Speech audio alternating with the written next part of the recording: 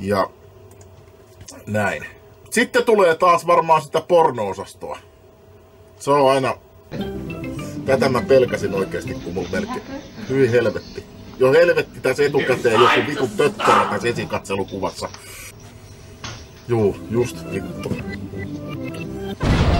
Elämän eliksiirihan se on, jokainenhan meistä on lähtenyt tällaisesta. Toi saatanan persettä lutkuttava muijatus.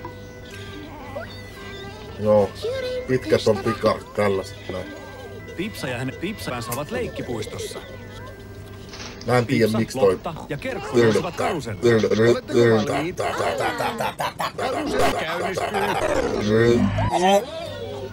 Vittu, älkää lähettäkö. Vittu. Ja oikeesti. Jyri on liian pieni karuselliin. Hän keinuu. Siis mikä vittu hän keinuu? Ei voikaan. Ei vittu. Älkää vittu lähettäkö tällaista paskaa. Sieltä tulee Pipsa Kanin pikkuveljensä Kalle Kanin kanssa. Heikon keikun. Mä en taju, mikä tossa vittu tekee pahaa periaatteessa, kun ei se edes tuu omaa suuhun. Vieläkö karuselliin mahtuu? Pipsa Kani on liian pieni Hyi helvetti karuselliin. ihan oikeesti.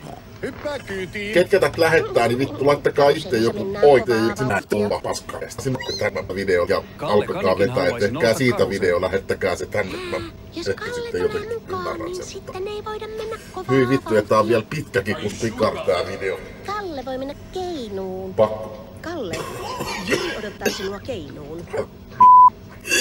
Jyrilläkin on tuollainen dinosaurus. Jumalauta! Eikö niin? Kalle Kani on samanikäinen kuin Jyri. Ei. Sintokoulukset voivat nyt tutustua. En mä oo kattoo tällaista saatanan paskaa. Oikeesti. Vittu, hyi vittu. Saako Kalle? Häkkiä saatana, pikkukakkonen näkymä. Siis, pelkää ihan oikeesti. Saatanan paskia. Nyt te ootte ilmeisesti saanut sen mun heikon paikan tässä selville.